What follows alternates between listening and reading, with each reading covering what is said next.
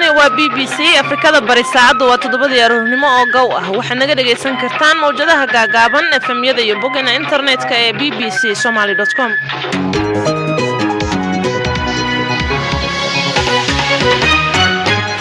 kulanti wacan oo wanaagsan dhageystayaal waxaad sidoo kale toos nooga dhageysan kartaan boggeena Facebook ee BBC News Somali.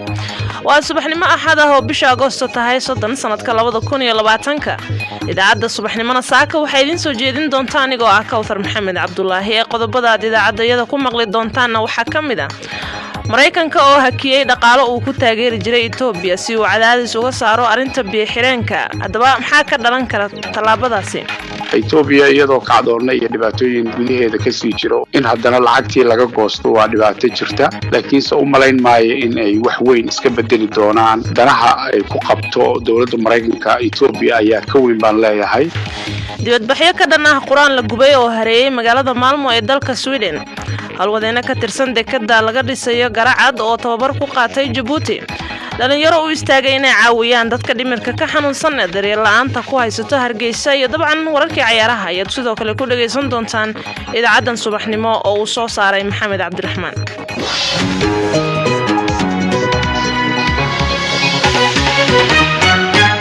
qodobadaas oo faahfaahsan waxa ka horeynaya wararka caalamka ee BBC-da waxa inoo haya Cabdiraxmaan Xaaji Cadow mahadsanid Kawthar booliska magaalada Berlin ayaa xabsiga u taxaabay mudaharaadayaal ka badan 300 oo sameynayay dibadbax ay kaga soo horjeedeen xayiraadaha ka dhashay fayraska corona ee dalkaasi Jarmalka 200 oo kamid ah dadkaasi waxaa laga soo xiray hal goob halka ay laamaha ammaanku dadka mudaharaadaya ee siyaasadoodu tahay midigta fog ay ku eedeeyeen in ay tuurayeen dhagxaan iyo dhalooyin hogaanka sare xisbiga dimuqraadiga dalkaasi Mareykanka ayaa si carale uga jawaabay go'aan ka soo baxay xafiiska ugu sareeya sirdoonka dalkaasi ee in la joojiyo warbixinada foolka ah ee looga hadlayo amniga iyo fargelinta xoogaga shisheeye 2 bilood ka hor inta ay qabsoomin doorashada madaxweynaha agaasimaha cusub ee xafiiska madaxweyne Trump u qaabilsan sirdoonka qaranka John Ratcliffe ayaa talaabadaasi ku tilmaamay mid looga gol leeyahay ka hortaga sir iyo macluumaad xasaasi ah oo dalku leeyahay si fudud ku bixi lahaa Turkiga ayaa shaaca ka qaaday muddo 2 toddobaad ah inuu hakinayo dhoolatuska military uu ka sameeyay bariga badda Mediterranean-ka talaabadani Turkiga ayaa ku soo beegmaysa xilli ay taagan tahay xiisad adag oo kala dhaxayso wadamada Greek iyo Cyprus oo ay ka dhashay muran dhinaca badda Turkiga ayaa gaas dabiici ah ka baaraya dhulbiyo badda Mediterranean-ka ka tirsan oo Greega iyo waliba jasiiradda Cyprus ay aaminsan yihiin in ay iyagu ay leeyihiin kumanaan haween ah oo badankooda ay ku labisan yihiin dharka hidaha iyo dhaqanka u ah dalkaasi Belarus ayaa bartamaha magaalada Minsk ka sameeyay dibadbaxa ay uga magacdareen dibadbaxa midnimada iyaga oo dalbanaya in ay iscasilaan madaxweyne Lukashenko iyo xukuumaddiisa booliska rabshadaha ka hortaga ayaa mudaharaadayaasha xoog ku kala eeriyay iyagoo xabsiga dhigay dad yar oo kamid ah dibadbaxayaasha qaybo kale oo dalka Belarus kamid ahna waxaa laga soo sheegaya inay ka dhaceen mudaharaadyo aan sida u ballaarnayn dadka u dhaqdhaqaaqa ka hortaga cunsuriyadda ee magaalada Montreal ee dalka Canada ayaa dhulka soo dhigay taala naxaas ka samaysan oo loo dhisay ra'iisul wasaarihii hore ee dalkaasi Sir John Macdonald taalada dhulka la soo dhigay ayaa ahayd mid dood badan ay ka taagneed maadaama dadka asal ahaan dalkaasi looga yimid si xun loola dhaqmay ugu dambeyn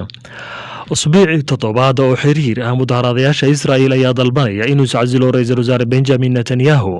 mudaharaadayaasha ugu weynaa ayaa wuxuu ka socdaa afafka hore ee guriga uu ka degan yahay ra'iisul wasaaruhu magaalada Qudus warbaahinta Israa'iil waxay sheegeen mudaharaadkaasi in ay ka qayb qaateen dad ka badan 20,000 qof warkii idaacadda subaxnimo wanaagta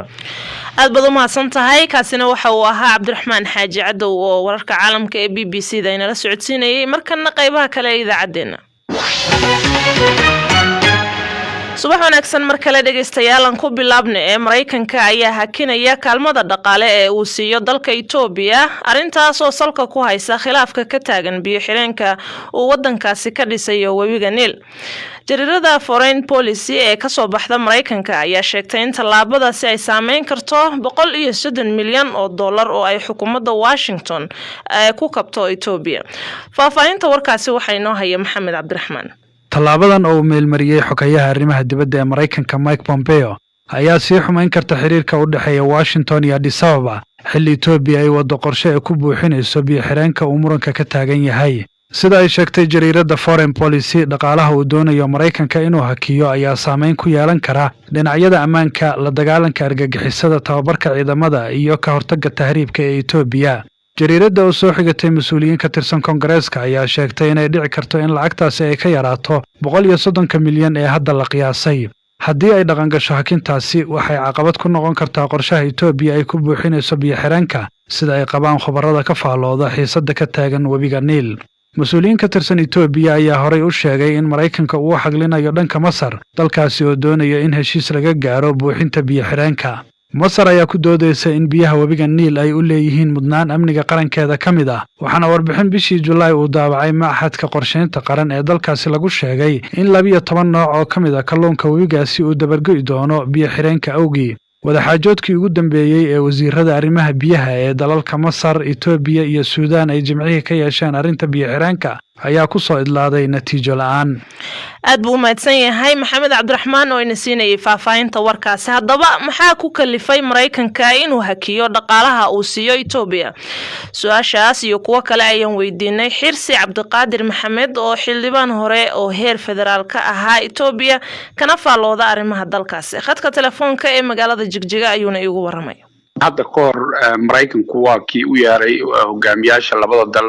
Egypt iyo Ethiopia proposal uu isagu u watay oo ahaa in labada dal lagu heshiisiyo inta aanan webigan weyn ee Abaay inta buuxintu ay Ethiopia ku bilaawin ayaa heshiiskii Ethiopia ay ka biyo diiday. marka taas baa haddana wada hadallo kale la isugu yimid dhowr jeer oo hore.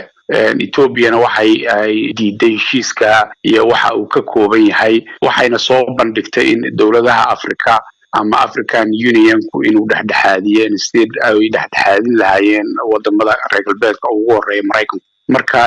Ethiopia waxay biyo diidsan tahay mashruucan ay bilowday muddo dheerna uu socday, ay lacagta dadkeeda ay ka urursanaysay oo hadda gabagaba marhaya in laga joojiyo buuxintii biyaha iyo xilligii ay manaafacaadsan lahayd. marka taas baa keentay baan filayaa in ay Maraykankuna uu ka carooday. marka ma la og yahay qaybaha ama mashaariicda uu saameyn doono dhaqaale joojinta uu Maraykanka sameynayo? Foreign Policy-ga website-kan Maraykanka ka soo baxa waxaan ka akhriyay qaybaha uu saameyn doono waxaa ka mid ah anti-terrorism programs-kii ay dowladda Ethiopia la siinayay muddo dheer, ciidamada lacagihii lagu kabahayay, arrimahan dadka tahriibayaasha ah sidii loo control lahaa ama loo joojin lahaa lacagihii ay Ethiopia ku bixin jirtay. waa lacagaha basically hadda 130 milyan ee dollar ee la joojiyay, laakiinse ma saameyn doonto bay yidhaahdeen humanitarian aid-kii iyo lacagihii kale ee bini'aadanimada. Maraykanka hadda waxa uu sheegay inuu hakinayo dhaqaalaha uu siiyo Itoobiya. marka qaab noocee ah ayay dawladda Itoobiya uga falcelin kartaa talaabadan uu Maraykanka qaaday? mashruucan iyo hawshan ay Ethiopia ku jirto markii hore way isku tashatay Ethiopia shacabkeeda lacag ay ka urursatay iyo lacaga siyaabo kale ay ku sameeyo dakhli ah bay ku bilowday. ma u malaynayo wax saameeyna inuu dhaamkan iyo hawshiisa ay ku iman doonto lacagahan hadda la joojiyo. dhibaatooyin kale ay keeni karto waxaa laga yaabaa mashaariicdii loogu talagalay lacagaha inay affect garayso waa laga yaabaa, laakiin wax dhibaato annaga naguma hayn bay leeyihiin. marka kolley foreign diplomacy-ga kolley waxyaabo kale oo waxaa laga yaabaa in si hoos ahaana loo wada hadlo. labada dal danaha isku qabaan ee kale ayaa ka weyn baan leeyahay, laakiinse wax saameyna kuma yeelan doono mashruucan weyn ee dhaamkan. marka mar haddii cadaadis intaa la eg ay Washington saarayso Ethiopia, ma la oran karaa waxa ay banaanka keenaysaa tuhunka ay siyaasiyiinta Addis Ababa qabeen ee ah inuu Maraykanka u xaglinayo Masar? run ahaantii tuhunkaasi wuu jiray in badan dowladda Ethiopia way ka hadashay safaaradaha iyo safiirada dalka dibadiisa jooga oo dhan baa loo yeedhay tababarra uga socday dalka. tuhunkaasi uu iska jiray wuuna soo jiitamayay. Maraykankuna run ahaantii labada dalba dana ayuu ka leeyahay, ha cuslaato ama ha weynaadanta uu Egypt ka leeyahay sida uu hadda pressurekan uu Ethiopia si qaas u saaray. marka Ethiopia iyadoo kacdoonna iyo dhibaatooyin gudaheeda ka sii jiro oo iyadoo xilli ahayd la dejiyo in haddana lacagtii laga goosto waa dhibaato jirta, laakiinse u malayn maayo in ay wax weyn iska bedeli doonaan. danaha ay ku qabto dowladda Mareykanka Ethiopia ayaa ka weyn baan leeyahay. waa la wada hadli doonaa, wayna iska dhammaan doonaan waan filayaa. meel dhaxana waa la isugu iman doonaa. lacalla haddii ay Ethiopia kusoo dabci weydo cadaadiskan Mareykanka, muxuu ku dambeyn karaa khilaafka ka taagan biyo xireenka ay ka dhistay webiga Niil? dalkan Ethiopia waa dal ballaaran, shacab aad u fara badan ay ku nool yihiin oo 100 milyan kor u dhaafaya. baahina u qabto daamkan markii la dhisayay ay dadkeeda shacabka iyo shilinka ay haystaan ay ku tashatay. wax saameyn oo buuran kuma iman karo in ay labada dal isku dhac u yimaado waa la arkaa, laakiinse u malayn maayo. labadii dalba waa laba dal oo saaxiib la ah dowladda Mareykanka, laakiinse waxaan u malaynayaa in ay arrintaasi la isku soo noqon doono ama wadamo kale oo dalalka Afrika ah sida South Africa oo kale inay dhexdhexaadiyaan arrintaana laga midho dhaliyaan filayna. kaasi waxa uu ahaa Xirsi Cabdiqaadir Maxamed oo xildhibaan hore oo heer federaal ka ahaa Ethiopia kana faalooda arrimaha dalkaasi, wuxuuna inala falanqeynayay kaalmada dhaqaale oo Mareykanka ka hakinayo Ethiopia. markana Sweden, dibadbaxyo ka dhan ah gubidda kitaabka Quraanka Kariimka oo ay dalka Sweden ku gubayeen dad ka tirsan cadaanka xag jirka ah ayaa saacado dhowr ah ka socday magaalada Malmo ee koonfurta wadankaasi. inkastoo aanay jirin wax khasaaro nafeed oo ka dhashay mudaharaadyadaas, ayaa haddana waxaa la burburiyay gawaari iyo dukaamo. ninka soo qaban qaabiyay falkaasi lagu gubayo kitaabka Quraanka ayaa marar hore falal noocaasi ah ku kacay. Mustafa Maxamed Haruun waxa uu ka mid yahay Soomaalida ku nool Malmo. qadka telefoonka ayuu ugu waramay wariyahayaga Cabdiraxmaan Cali Dembiil. boqolaal dadweyne careysan ayaa waxay isugu yimaadeen xaafadda la yiraahdo Rosengård oo inta badan dadka ajnabiga ay ku badan yihiin. halkaasi ayay kusoo banaan baxeen. waxaan la doonayay halkaa in uu ku gubo ninkii doonayay inuu kitaabka gubo. mudaharaad ayay kaga hortageen, inkastoo booliiska uusan siinin xogolaasho ah. haddana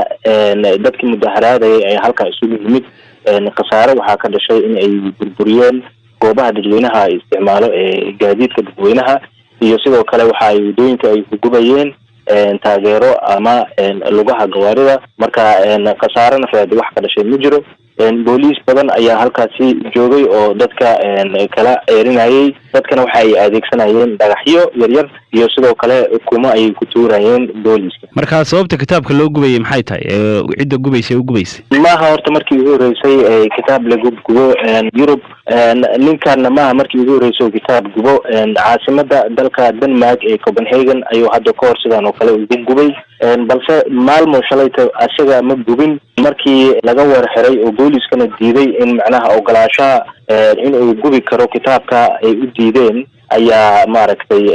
isaga iyo saddex kale waxaa laga qabtay xadka Denmark iyo magaalada Malmo ee Sweden. dib ayaan loo celiyay, laakiin laba kale oo isaga la socotay ayaa magaalada Malmo gudaha soo galeen oo kitaabka sidii ku gubeen, oo iyagoo kali ah ayayna maaragtay iska qaadeen filmo, isla markaana social media ayay adeegsadeen. carada ka dhalatay ayaa mudaharaadkii markaa dadweynaha ay uga jawaab celiyeen. marka wuxuu doonayay in uu magaalada Malmo ajnabiga ay ku badan yihiin in uu maaragtay kitaabka ku gubo. sidoo kale wuxuu maaragtay ogolaasho ka dalbaday nawaaxiga magaalada Malmo sida magaalada Lund iyo magaalada kale Kristianstad iyo magaalooyin kale magaalada Malmo ee la daris ah. marka dhammaantoodaba waa ay diideen oo ogolaasho in ay siiyaan oo ku gubi karo kitaabka Quraanka Kariimka. haddii mudaharaado iyo howlahaas soo dhaceen, bal imika xaaladda guud ee magaalooyinkaas waa sidee? xaaladdu ma degan tahay mise weli mudaharaadadii wixii waa laga shaki qabaa? iminka wax mudaharaad ah oo socdo ma jiro. xaaladdu way degan tahay, laakiin magaalada booliiska waa iska marmarayaan oo waxay leeyihiin haddii xaaladda ay maaragtay sii adkaato si ammaanka ay u sugaan. laakiin wax hadda baqdin ah oo maaragtay cabsi jirto ma jiro in mudaharaado ay soo noqdaan. kaasina waxa uu ahaa Mustafa Maxamed Haruun oo kamid ah Soomaalida ku nool magaalada Malmo ee dalka Sweden oo u waramayay Cabdiraxmaan Cali Dembiil. halkani waa BBC. BBC waxaad ka heli kartaa wararkii ugu dambeeyay ee Soomaaliya iyo caalamka oo dhan maalin walba. waxay noo soo socdaa qodobo kale oo ay kamid tahay dhalinyaro u istaagay inay caawiyaan dadka dhimirka ka xanuunsan ee daryeel la'aanta ku haysato Hargeysa. balse markan howlwadeeno ka tirsan shirkadda dhisaysa dekada Garacad iyo maamulka Puntland ayaa dalka Djibouti ku soo qaatay tababar ku aadan qaabka ay u shaqeeyaan dekadaha casriga ah. Dekada Garacad ee gobolka Mudug oo lagu wado in dhismaheeda la soo gabagabeeyo dabayaaqada sanadka dambe ayaa qorshuhu yahay inay noqoto mid kalluumaysi iyo ganacsiba. Siciid Cabduqaadir Jaamac oo ah maareeyaha shirkadda Wadaagsin ee u xilsaaran dhisidda dekada Garacad kana mid ah dadka tababarka loogu soo xiray caasimadda Djibouti ayaa igu waramay khadka telefoonka. laba qolo isku jiraanahay qolo waxa weeye waa shirkadda Wadaagsan Limited oo dhisaysa dekada Garacad iyo howlwadeeno ka socda dowladda Puntland. tababarka halkan aan nimidna wuxuu ahaa aqoon kororsi la xiriira sida dekadaha ay u shaqeeyaan caalamiga gaar ahaan dekadaha Djibouti oo ah dekado casri ah oo maaragtay si wanaagsan loo dhisay maadaama anaguna aan dhisayno dekad casri ah aan ka hirgelinayno deegaanka Garacad ee gobolka Mudug. waxaad ii sheegtay inaad ka socotaan shirkad gaar loo leeyahay oo gacanta ku haysa dhismaha dekada marka sidee idinkugu suura gashay inaad tababarkan u tagtaan Djibouti? qolyahan Djibouti guddaan wada xiriiranay oo madax ka socota dekadaha Djibouti ba hadda ka hor waxay noogu yimaadeen Garacad lafteeda oo indheeyay oo waxa aan wada arkay oo aad iyo aad maaragtay ugu qancay shaqada meesha ka socota. kadibna waxaan ka codsanay inaan wada samaysano iskaashi dhinaca dekadaha. waxaan kaloo ka codsanay inay noo tababaraan howlwadeenada ka shaqayn doona dekada iyagana way naga aqbaleen saasayna maaragtay hadda waxaa noogu soo direen invitationka. marka tani waa hordhac intii horeysay weeye laakiin tababarada specializationka waxaan soo dirsan doonaa operators ay noo tababaraan sida aan ka codsanay. marka mar haddii aan balla dhamayn dhismaha dekada Garacad muxuu yahay tababarka aad Djibouti u aadeen? waxa weeye waxaan qorsheynaynaa dekadani haddii alla idmo in la dhammaystiro sanadka soo socda ee 2021. markii dekadu dhismaheedu dhammaado oo shirkadda Turkiga oo dhisaysa ay farta ka qaado iyagu noo rangarayn mayaan annaga waxay naga sugayaan inaan la nimaano qalabkii iyo dadkii operatorska ah oo qalabkaas ku shaqayn lahaa iyo maamulkii maamuli lahaa iyo pilotadii iyo dadkii board masterka ahaa oo dekada maaragtay cilmigeeda iyo maaragtay hawsheeda yaqaanay inaan la nimaano qalabkii maaragtay maamuli lahaa systemkii ay ku shaqayn lahayd dekada oo dhan. marka annaga kasii diyaar garoobayna waxaan rabnaa insha Allah marka 2021 bisha December oo loo asteeyay dhamaanshaha dhismaha dekada in wax walba annaga noo diyaarsan yihiin. marka yani waxa weeye tan waxaan rabnaa inaan usii diyaar garowno haddii alla idmo. Puntland ayaad ka soo tagteen oo waxaad Djibouti u joogteen tababarkiina uu idin soo dhamaaday marka maxaad la soo laabanaysaan? waxaan la soo laabanaynaa waayo aragnimo casharo badan aqoon badan oo aan maaragtay ka fahanay qaabka dekadaha casriga ah u shaqeeyaan. waxaan soo aragnay dekada Doorale oo casriga ah. waxaan soo aragnay dekadii hore oo Djibouti oo la dayactiray. waxaan soo aragnay dekadii Imaaraadku dhisay oo hadda ay gacanta ku hayso shirkad maxalli oo dalka Djibouti laga leeyahay. waxaan soo aragnay dekada Gubad. waxaan soo aragnay dekada Tachora. ilaa 6 dekadood baan tagnay oo casri ah oo qalabka ay ku shaqeynayaan uu yahay qalabkii u dambeeyay. waxaan soo aragnay systemkooda iyo qaabka computerizerka oo ay u shaqeeyaan. waxaan soo aragnay dadka ka shaqeynaya iyo sida u tababaran yihiin. waxyaalo badan baa nooga soo kordhay.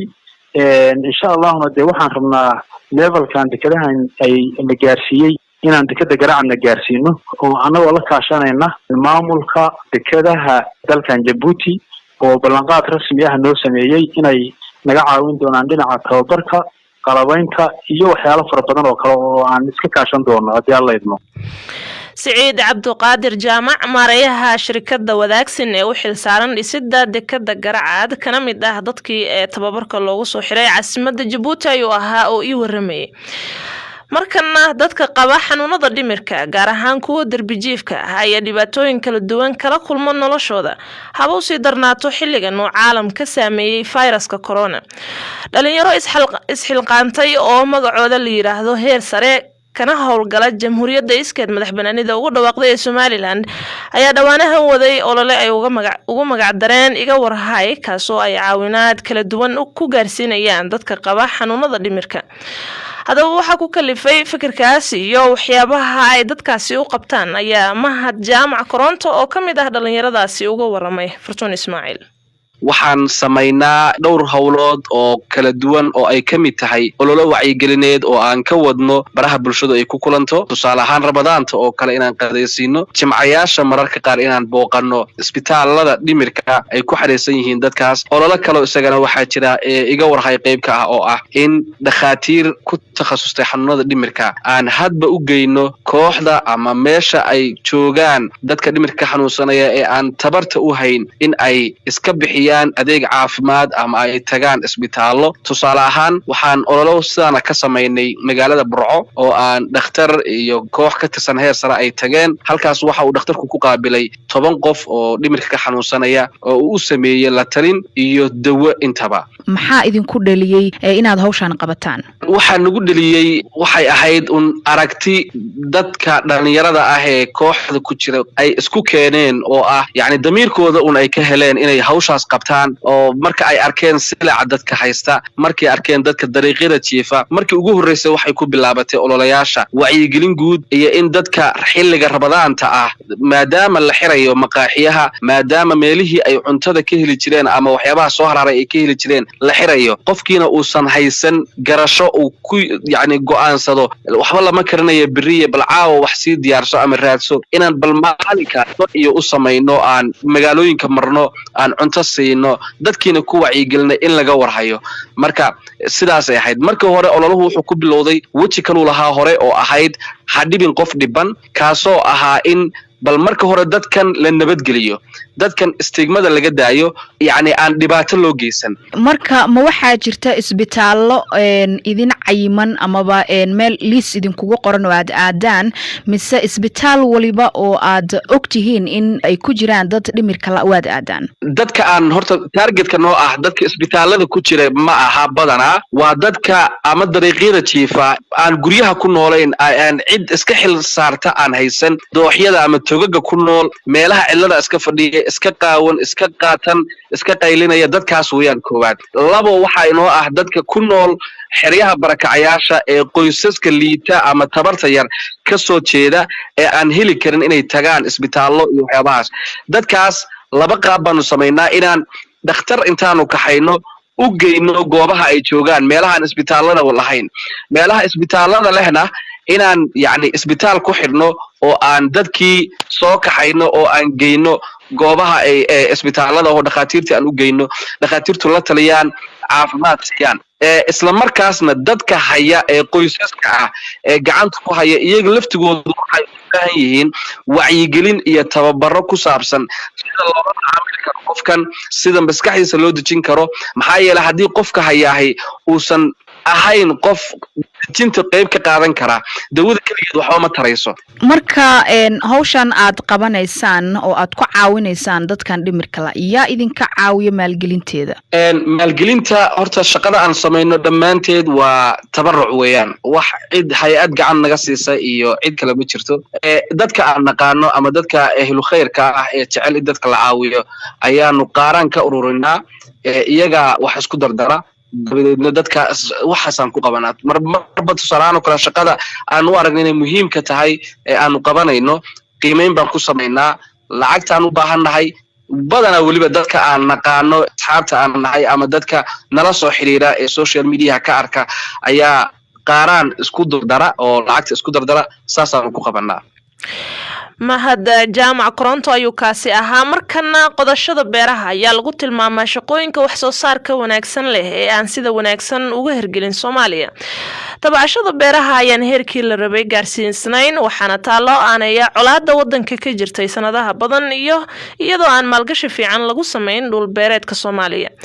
Cali Axmed Warsame waxa isagoo tagsiile ka ah Ingiriiska bartay cilmiga beeraha, waxaana uu hadda aqoontiisa barta Facebook uga gudbiyaa beeraleyda iyo ardayda kuliyadaha beeraha. Cali ayaa hawshaas uga waramay wariyahayaga Bashiir Maxamed Caato. London waxaan ka jiray bus driver 2011 marka dhibaatadii markii aan arkay ka jirtay Soomaaliya 2011 wax xasuusta umaleynaya abaar xun ayaa ka dhacay markaas waxay ugu dhalatay inaan barto beeraha sababtoo ah waxaan arkay Ilaahay dhulka uu nasiiyay oo saa u ballaaran oo faa'iidooyin badan iyo wax walba laga soo saari karo iyo cunto nagu filan iyo haddana dadkii dhibaatada haysata iyo gaajada haysata marka arkay ayaa waxaan go'aansaday inaan barto beeraha si aan insha Allah ilaa aan awoodo aan waddanka ugu beeriyo marka waa fikrad ilaa waagaas ilaa hadda igu soo jirtay inaan insha Allah isbedel aan kulli hal qof aan shakhsi ah laakiin inaan wixii aan awoodo inaan ku beeriyo waddanka oo waxaan ugu talagalay marka berigaas ayaan bilaabay arrintaas ka war marka casharadii muuqaalada ayaa duubtay waxtarkooda ka waran oo dadka ma ka faa'iideystaan oo waxtar ma yeesheen aad iyo aad sida aan filayay maba ahaynba ma ana moodin in maaragtay dadka san u gaarayso hadda Facebook oo kale Farm Soomaaliya Facebookgeeda dad aad u badan ayaan ugu tixan su'aalihii xataa inaan ka jawaab marka qaar dib igu noqotay codsiyo saa'id ayaa ii imaanaya oo dadka qaar uu leeyahay video walaalo halkaan nooga samee qaybtaan nooga samee ileen qofka meelaha u daran dadka qaar waxay xiisanayaan dhinaca cudurrada in awoodda saaro qaar dhinaca greenhouse-ka marka intii aan awoodo unbaan hadda samayn karaa sababtoo ah shaqooyin kale oo shakhsi ahaanteyda ayaan wataa oo diilka inaan kasoo saaraan ku qasbanahay marka spare farmkiga ayaan sameeyaa hawshaan laakiin waa hawl u baahan in waqti badan la geliyo haddii la rabo in maaragtay isbedel fiican la sameeyo oo wax hadda shakhsi ahaan kaligii aan ku bedeli karaa waa adag tahay laakiin hadda inta aan dadka ka arkay aad iyo aad very positive ahead oo dadka aad ay u taageersan dad badan aan la yiri waa ka faa'iido casharadaadu marka inta badan maxaa diridda ku saartaa oo la xiriira dhanka beeraha anaga saddex ujeedo ayaan kala haafaan Soomaaliya saddexdaas ujeedo waxa weeye inaan ka hadalno beeraha si guud iyo inaan ka hadalno ganacsiga beeraha sababtoo ah waddanka dadka beeraleyda ah hadaysan ku dhaqmin sidii ganacsato waxba kama faa'iidayaan marka saddexdaas ujeedo waxaan ka hadalnaa marka wax kasta oo ku saabsan beeraha sidii wax soo saarkooda loo badi lahaa iyo sidii dadka beeraleyda ay ganacsato u noqon lahaayeen oo ay isku bedeli lahaayeen dad ganacsato ah iyo maaragtay inaan ka hadalno haddii daawo la isticmaalayo iyo howlahaas kale environmentiga inay qadariyaan laakiin waxa dhinaca aan isleeyahay waddanka aad waa ugu liitaa oo insha Allah aan isleeyahay awoodda sii saara waa dhinaca cudurrada ku dhaca dalagyada iyo geedaha kala duwan dhinacaas iyo dhinaca rabaa inaan saa'id awoodda u saarno marka meelo badan oo ku arkay Soomaaliya dadka crop rotation ma isticmaalaan sanadkan hadday yaanyo dhigaan sanadka kale yaanyadii inay ku celiyaan laga yaabaa marka awoodda waxaan aad u saarnaa aan rabnaana insha Allah in awoodda aad u saarno waa dhinaca cudurrada dalagyada dhinacaas waxaan isleeyahay waa dhinaca waddanku aad ugu liito marka xaqiiqda laga hadlo dadka beeraleyda way adag tahay in lagu arko iyagoo muuqaalada YouTube-ka ka daawanaya ama baraha bulshada isticmaalaya marka soo lama dhigi karo marka dadaalkaagu waa hal bacaad lagu lisay mar haddii dadkii fariintii aad rabtay inaad gaarsiisa aanay ku jirin meelaha imika kala hadlayso may ismalihi sababtoo ah dad badan oo beeraley ah way la soo xiriiraan aduu laakiin waxaan isleeyahay qiyaastii dadka beeraleyda oo beeraha sameeya oo hadda ila soo xiriira 10% ka badnaa isleeyahay laakiin dadka ila soo xiriira hadda oo badan waa dad 90% waxay u badan yihiin dad jecel inay beeraha hadda bilaabaan iyo dad ardaa oo jaamacadaha dhigta oo beeraha u socda oo beeraha raba inay aadaan marka 10% xataa haddaan gaarnay hadda oo dadka inay su'aalaha isoo weydiiyay ay beeraley yihiin waa wax badan marka insha Allah waxaan rajaynayaa dadku hadday isku sheegaan inay gaarto waxyaabo badan oo isoo gaareen waxaa kamid ah in la yiri xoogaa internetka waa raqiis hadda insha Allah waxaan rajaynayaa taas inay sii raqiisto si ay dad badan ay u gaarto warbixintaas waliba dhalinyarada qaar oo beeraleyda ah waxaan ku yiraahdaa hadda download ku sameey kartiin oo videoga download ku sameeysiin oo dadka beeraleyda ah oo aan daawo karin u geeysi kartiin saas sameeya qaar badan waxay yiraahdaan saas sameeynaa videoga download ku sameeynaa dad badan aan tusnaa marka insha Allah waa tartiib wagaari doonta saan rajeynayna cali axmed warsame ayuu ahaa oo Bashiir u waramayay wararkii ciyaaraha hadii aan eegno kooxda Arsenal ayaa ku guuleysatay koobka Community Shield oo ay rigoorayaal 5-4 ay kaga adkaatay kooxda qaaday koobka Premier League ee Liverpool ciyaartaas oo ka dhacday Wembley sanadkii labaad oo xiriir ah ayaa Liverpool rigoore looga badinayaa waa koobka Community Shield guud ahaan waxaa intaa nooga dhan idaacadeennii subaxnimo oo Maxamed Cabdiraxmaan uu soo saaray anigoo ah Kawthar Maxamed Cabdullaahi aan idinla socodsiinayay barnaamijka tan iyo kulankeena xiga nabadgelyo